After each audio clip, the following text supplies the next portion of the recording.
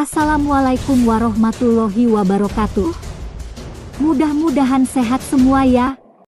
Dalam video ini saya akan menceritakan kisah Abu Nawas yang berjudul Membalas Perbuatan Raja.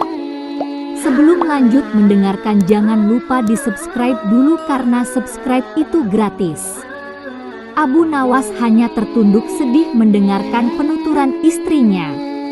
Tadi pagi beberapa pekerja kerajaan atas titah langsung Baginda Raja membongkar rumah dan terus menggali tanpa bisa dicegah. Kata mereka tadi malam Baginda bermimpi bahwa di bawah rumah Abu Nawas terpendam emas dan permata yang tak ternilai harganya. Tetapi setelah mereka terus menggali ternyata emas dan permata itu tidak ditemukan. Dan Baginda juga tidak meminta maaf kepada Abu Nawas. Apabila mengganti kerugian, inilah yang membuat Abu Nawas memendam dendam, ingin membalas perbuatan Sri Baginda Raja. Satu malam suntuk Abu Nawas memeras otak, namun belum juga ia menemukan muslihat untuk membalas Baginda. Makanan yang dihidangkan oleh istrinya tidak dimakan karena nafsu makannya lenyap. Malam pun tiba. Namun Abu Nawas tetap tidak beranjak. Keesokan hari Abu Nawas melihat lalat-lalat mulai menyerbu makanan Abu Nawas yang sudah basi.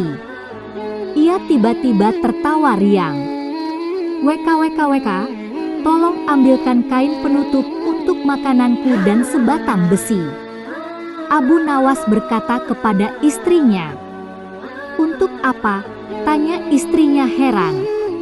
"Membalas Baginda Raja," kata Abu Nawas singkat.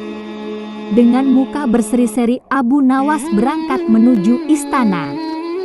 Setiba di istana Abu Nawas membungkuk hormat dan berkata, "Oh iya, bagi yang belum subscribe silahkan di subscribe dulu dan aktifkan loncengnya. Ampun tuanku, hamba menghadap tuanku Baginda hanya untuk mengadukan perlakuan tamu-tamu yang tidak diundang. Mereka memasuki rumah hamba tanpa izin dari hamba dan berani memakan makanan hamba. Siapakah tamu-tamu yang tidak diundang itu wahai Abu Nawas?" sergap Baginda kasar. "Lalat-lalat ini, tuanku," kata Abu Nawas sambil membuka penutup piringnya. "Kepada siapa lagi kalau bukan kepada Baginda junjungan hamba? Hamba mengadukan perlakuan yang tidak adil ini. Lalu keadilan yang bagaimana yang engkau inginkan dariku? Hamba hanya menginginkan izin tertulis dari Baginda sendiri agar hamba bisa dengan leluasa menghukum lalat-lalat itu." Baginda Raja tidak bisa mengelakkan diri menotak permintaan Abu Nawas karena pada saat itu para menteri sedang berkumpul di istana. Maka dengan terpaksa Baginda membuat surat izin yang isinya memperkenankan Abu Nawas memukul lalat-lalat itu dimanapun mereka hinggap. Tanpa menunggu perintah, Abu Nawas mulai mengusir lalat-lalat di piringnya hingga mereka terbang dan hinggap di sana-sini.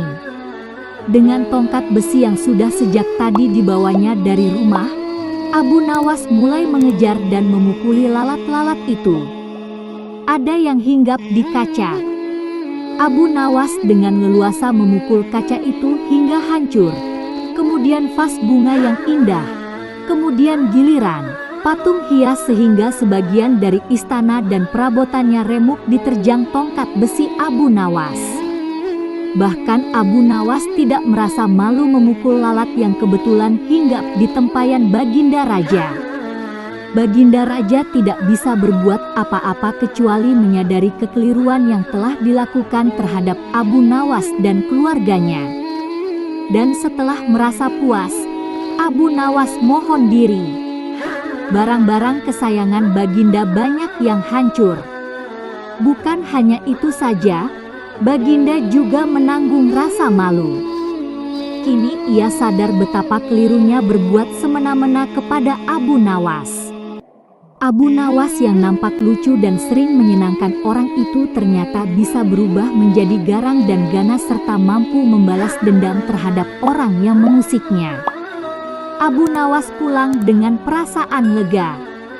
Istrinya pasti sedang menunggu di rumah untuk mendengarkan cerita apa yang dibawa dari istana. Demikian cerita Abu Nawas membalas perbuatan Baginda Raja.